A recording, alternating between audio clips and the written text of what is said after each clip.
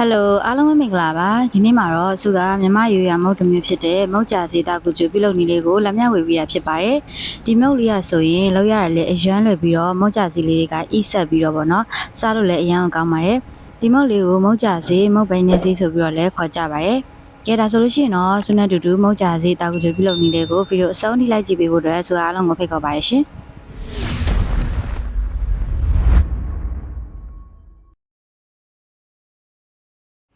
်အရင်ဆုံးတော့မုတ်ကြစေးလုပ်ဖို့အတွက်ကောက်ညင်မုံကိုဟင်းခတ်စောနဲ့နှစ်စုံမောက်ထည့်ပါမယ်။မုတ်သားကိုအရန်ပြော့မှာဆိုလို့ဆန်မုံကိုထမင်းစားစောနဲ့နှစ်စုံရောပြီးပါတယ်။တကယ်လို့မုတ်သားပြော့လေးပဲကြိုက်တယ်ဆိုရင်တော့ဒီနေရာမှာဆန်မုံကိုမသုံးလဲရပါရဲ့နော်။အရသာလေးလေးပြင်းပြင်းဖြစ်နေအောင်စားလေးလည်းတည်တည်လေးထည့်လိုက်ပါမယ်။ပြီးရင်တော့အားလုံးနှံ့သွားအောင်မှွေပေးပါမယ်။ပြီးရင်တော့ရေလေးနည်းနည်းစီထည့်ပြီးမှွေပေးပါမယ်။ရေကိုတစ်ခါတည်းအများကြီးမထည့်ဘဲနဲ့ရေနည်းနည်းထည့်လိုက်မှွေလိုက်လုပ်ပေးပါမယ်။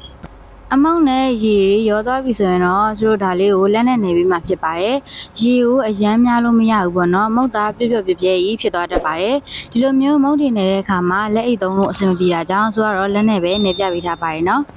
ရေရောစုကစံချိန်ခွက်တစ်ခွက်နဲ့ချိန်ပြီးတော့နည်းနည်းစီထည့်ပြီးတော့ပဲနေသွားပြီးပါတယ်။သူတို့ရေအများကြီးထည့်စရာမလိုပါဘူးเนาะမုတ်သားကပြေးတာမျိုးဖြစ်သွားတတ်ပါတယ်။သူတို့နေနေနဲ့မှလက်မှလည်းမကတ်တော့ဘူးပကံမှလည်းမကတ်တော့ဘဲနဲ့အခုလိုမျိုးလေးခက်စီစီလေးဖြစ်နေပြီဆိုရင်တော့ဒီမုတ်သားလေးရသွားပါပြီ။သူတို့မုတ်သားရမရကိုစမ်းသပ်ချင်တယ်ဆိုလို့ရှိရင်တော့အခုလိုမျိုးအလုံးသေးသေးလေးလုံးကြည့်ပြီးတော့မှဒီမုတ်သားလေးကပုံစံပြတ်သွားတာမျိုးဖွာသွားတာမျိုးရှိသေးရဆိုရင်တော့မုတ်သားလေးကဆက်နေဖို့လိုပါသေးတယ်။အခုလိုမျိုးလေးပုံစံလည်းမပြတ်တော့ဘဲနဲ့အလုံးလေးကခက်စီစီလေးဖြစ်နေပြီဆိုလို့ရှိရင်တော့ဒီနေသားလေးရသွားပါပြီ။စုရေကိုစံချိန်ခွက်တစ်ခွက်နဲ့ချိန်ပြီးတော့ထည့်တာအခုဆိုလို့ရှိရင်နည်းနည်းလေးကြံသေးရပေါ့နော်။ဆိုတော့ရေကတော့အများကြီးထည့်စရာမလိုပါဘူးဒါလေးကိုသူတို့မိနစ်20 30လောက်ထိကိုနှာထားပေးလိုက်ပါမယ်မုတ်သားလေးနှာထားတော့မှတစ်ဖက်ကနေပြီးတော့လည်းထညက်ကြိုပါမယ်ထညက်ကိုတော့သူကအစိတ်သားအသုံးပြုထားပါတယ်ဂရန်နဲ့ဆိုရင်တော့400ဂရန်ရှိတယ်ဒါကိုသူတို့ရေခက်များများလေးထည့်ပြီးတော့မှထညက်တွေအလုံးကြည်သွားတဲ့အထိကိုတည်ထားပေးလိုက်ပါမယ်အရသာလေးလေးပြင်းပြင်းလေးဖြစ်နေအောင်လဲစားသေးသေးလေးထည့်ပြီးတော့တည်ထားပေးပါတယ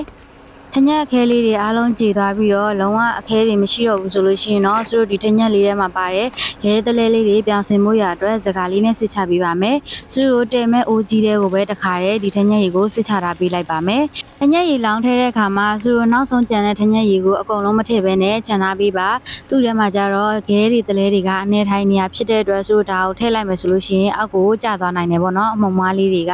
ကဆိုတော့သူတို့ဒီထညက်ရေအောက်ကကြံနေရလေးကိုတော့ဖယ်ထားပေးလိုက်ပါမယ်ခဲသူထညက်ရည်လည်းကြိုလို့ပြီးသွားပြီဆိုရင်တော့တစ်ဖက်ကနေပြီးတော့နောက်ထပ်ရင်နွေးကိုတအိုးထပ်တည်ပါမယ်ရင်နွေးပွက်ဆူတဲ့ဒီဆိုတည်ထားပြီးပါမယ်တာကူပြုတ်ရန်အတွက်ပါတည်ထားရဲ့ရင်နွေးကိုလည်းပွက်ဆူလာပြီဆိုရင်တော့သူ့တွေကိုတာကူ30သားအသုံးပြုထားပါတယ်တာကူကိုထည့်ပြီးတော့မှသူတို့ကြိုပေးပါမယ်တာကူထည့်တဲ့အခါမှာလေဒီရင်နွေးကပွက်နေရပါမယ်မပွက်ရင်သူတို့အဆင်မပြေပါဘူးเนาะတာကူလေးတွေကိုတေချာလေးကြက်သွားရန်အတွက်10မိနစ်လောက်ဖုံးအုပ်ပြီးတော့တည်ထားပေးပါတယ်သူတို့ဒီတာကူကအရန်ကြက်စရာမလိုဘူးပေါ့เนาะအခုလိုမျိုးလေးမျက်စိတဝက်လောက်ပျောက်သွားပြီဆိုရင်ဒါလေးကိုအဖုံးအုပ်ပြီးတော့အေးခဏပေးလိုက်ပါမယ်ရေတွေကနေတော့မဆယ်ထားပါဘူးเนาะတာကူလည်းသူတို့တည်လို့ပြီးသွားပြီဆိုရင်တော့ဒီမုတ်သားလေးကိုတစ်ချက်တော့ကြည့်ပါမယ်မုတ်သားလေးကလည်းနှက်ထားတာမိနစ်20လောက်ရောက်ပြီဆိုရင်တော့ဒီမုတ်သားလေးကိုသူတို့မုတ်ချစီလေးတွေလောက်ပါတော့မယ်မုတ်ချစီလေးလောက်ပြီးရင်ထည့်ဖို့အတွက်ဘန်းထဲမှာသူတို့ကောက်ညင်းမုံလေးကိုခက်များများလေးဖြူထားပေးလိုက်ပါတယ်ပြီးရင်တော့မုတ်ချစီတေးသေးလေးလုပ်ဖို့ရအတွက်အခုလိုမျိုးအတုံးကြီးကြီးလေးယူပြီးတော့မှခက်ချီချီလေးဖြစ်သွားအောင်လို့အခုလိုမျိုးလေး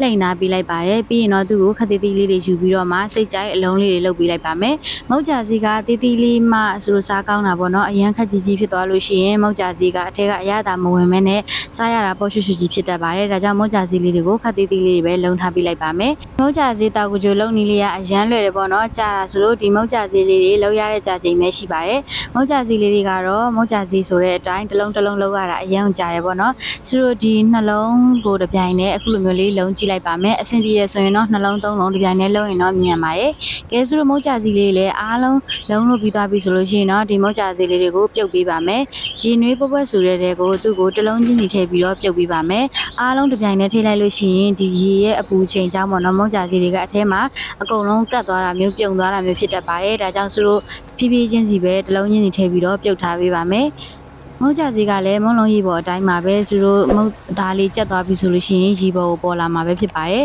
သူတို့ဒါလေးကိုတေချာလေးကျက်သွားအောင်လို့9မိနစ်လောက်တေချာလေးပြုတ်ထားပြီးလိုက်ပါတယ်ဒီနေ့ပပတ်ဆိုတာဖြစ်တဲ့အတွက်ဒီမုတ်ချစီပြုတ်ရတာကလည်းအရင်အကြာကြီးတော့မဟုတ်ဘူးပေါ့နော်အခုလိုမျိုးလေးတွေအပေါ်ကိုအကုန်လုံးတက်လာပြီပဲဖြစ်ပါတယ် ဒါပြီးဖြစ်တဲ့မုတ်ကြစီလေးတွေကိုသူတို့စကားလေးနဲ့စစ်ပြီးတော့မှရေအေးလေးထဲမှာစိန်ထားပါမယ်အပူကြီးထားလိုက်မယ်ဆိုလို့ရှိရင်တစ်လုံးနဲ့တစ်လုံးကပ်ပြီးတော့မုတ်သားကအလုံးလိုက်ကြီးဖြစ်နေမှာဆိုတဲ့အတွက်အခုလိုမျိုးရေအေးလေးနဲ့အေးသွားတဲ့အထိကိုစိန်ထားပေးပါမယ်ပြီးရင်တော့မုတ်ကြစီတာကူကြိုလေးနဲ့တွေ့စားဖို့အတွက်ကိုလည်းအုံသီးလေးကိုလည်းချစ်ထားပေးပါမယ်အုံသီးတစ်ချောင်းအသုံးပြုထားပါတယ်ကဲအုံသီးလေးပါမှလည်းစားကောင်းတာမလို့အုံသီးပါမှတော့ရမယ်ပေါ့နော်အုံသီးအားလုံးချစ်ထားပြီးပြီဆိုရင်တော့ကဲစုတို့အားလုံးလည်းပြည့်စင်ပြီးပြီဖြစ်တဲ့အတွက်ဒီအရေအိုးလေးကိုစတင်လိုက်ပါတော့မယ်စုထညက်ရေကိုမြည်ကြည့်တာအရန်ချိုနေရနဲ့ရေနွေးလေးထက်ရောပါတယ်တကယ်လို့ကိုကြိုထားတဲ့ထညက်ရေကပေါ့တယ်ဆိုရင်တော့ထက်ရောစရာမလိုပါဘူးเนาะပြီးရင်တော့ဆိုဒီထညက်ရေကိုတည်ထားရင်းနဲ့မှတစ်ဖက်ကနေပြီးတော့လဲတာကူလေးတွေကိုစကားထဲမှာသွားစစ်ထုတ်ထားပြီးလိုက်ပါမယ်တာကူတွေအကုန်လုံးကိုဆိုစစ်ထုတ်ပြီးပြီဆိုရင်တော့ထညက်ရေအိုးတွေကိုလာထည့်မှာဖြစ်ပါတယ်ဆိုတော့အစောကမကြက်ခဲ့တဲ့တာကူလေးတွေကဒီထဲမှာဆိုရင်တော့မျက်စိတွေအားလုံးပျောက်ပြီးတော့မှဒီထဲမှာပဲတခါတည်းအကုန်လုံးကျက်သွားမှာဖြစ်ပါတယ်ကဲတာကူလေးအားလုံးထည့်ထားပြီးပြီဆိုလို့ရှိရင်တော့ရေအေးထဲမှာစိန်ထားတဲ့မုတ်ကြစီလေးတွေကိုလည်းစစ်ထုတ်ပြီးတော့မှဒီထဲကိုလာထည့်ထားပြီးလိုက်ပါမယ်ပြီးရင်တော့သူတို့အားလုံးပွက်ပွက်ဆူသွားတဲ့အထိကိုတည်ထားပေးမှဖြစ်ပါတယ်သူ့ထဲမှာအရသာလေးနည်းနည်းလေးလေးပင်ပင်လေးဖြစ်နေအောင်သူကစားလေးသေးလေးထည့်ထားတယ်ပေါ့နော်တကယ်လို့မလိုဘူးဆိုရင်လည်းထည့်စရာမလိုပါဘူးဒီနေရာမှာထညက်ရေကိုမြည်ကြည့်ပြီးတော့အချိုတအားချိုနေရဆိုရင်ဒီရေကိုထပ်ရောလို့ရပါတယ်ညက်ရည်ရဲ့အချိုကတအားပေါ့သွားတယ်ဆိုရင်တော့ဒီရေကိုနည်းနည်းလေးကြားတဲ့အထိကိုတည်ထားပြီးလိုက်ရပါပြီသူတို့ဒီမုတ်လုံးလေးတွေကိုပေါ့နော်ထညက်ရည်လေးတွေဝင်ပြီးတော့အရသာလေးလေးလေးပင်ပင်ဖြစ်သွားအောင်လို့10မိနစ်15မိနစ်လောက်ထိကိုစုကပွက်အောင်တည်ထားပြီးလိုက်ပါတယ်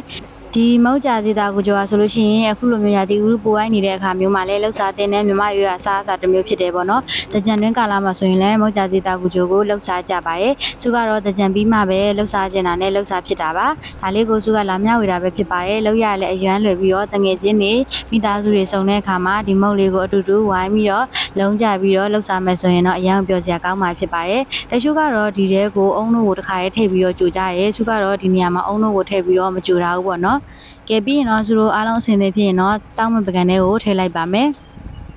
တချို့ကဒီနေရာမှာတာကူကိုမထည့်ပဲနဲ့လည်းလောက်ကြရရှိပါတယ်သူကတော့တာကူလေးပါမှာမဟုတ်လေးကခက်ပြစ်ပြစ်လေးနဲ့တောက်လို့ကောင်းတာမလို့တာကူလေးလည်းထည့်ထားပါတယ်တောက်ဖို့အတွက်ပြင်လာတဲ့ပကံတွေကိုပဲသူကအုံနှုတ်လေးထည့်ပြီးတော့တောက်မှာဖြစ်ပါတယ်။အိုးတွေကိုတော့မထည့်တော့ဘူးပေါ့နော်။သူတို့အခုလိုမျိုးတောက်မဲ့တဲ့ပကံချင်းစီတွေကိုပဲအုံနှုတ်လေးတစ်စုံတစ်စုံထည့်ပြီးတော့တောက်လိုက်ပါမယ်။ပြီးရင်တော့အပေါ်ကနေပြီးတော့အုံသီးဘက်လေးဖြူလိုက်မယ်ဆိုလို့ရှိရင်တော့အုံနှုတ်ရဲ့စိမ့်စိမ့်လေးရဲ့ထညက်ရဲ့အချိုတက်လေးရဲ့နဲ့ပေါ့နော်။အရန်ကိုတောက်လို့ကောင်းပါတယ်။သူကတော့ဒါကိုအရန်ကိုကြိုက်ပါတယ်။သူတို့တအိမ်လုံးလည်းကြိုက်ကြရပေါ့နော်။ကဲဒါဆိုလို့ရှိရင်တော့ဆွေရမုတ်ကြစီတာကူချိုဗီဒီယိုလေးကတော့ပြီးသွားပြီပဲဖြစ်ပါတယ်။နောက်ထပ်လည်းဟင်းချက်နီးလေးတွေမုံလုံးနီးလေးတွေကိုစလိုက်တင်ပေးဖို့ရှိသေးရမလို့ဆွေရစုကိchannel လေးကိုလည်း subscribe လုပ်ပြီးတော့အားပေးခဲ့ပါအောင်ရှင်ဗီဒီယိုတစ်လေးတင်တိုင်းလည်းသိရဖို့အတွက်ဘေးနားကခေါင်းလောင်းလေးလည်းနှိပ်ခဲ့ဖို့မမေ့နဲ့အောင်နော်ဗီဒီယိုလေးကိုအဆုံးထိကြည့်ရှုပေးတဲ့တဦးတယောက်ရှင်စီတိုင်းကိုအထူးပဲကျေးဇူးတင်ပါတယ်နောက်ထပ်ဗီဒီယိုတွေမှာပြန်လည်ဆုံတွေ့ကြပါမယ်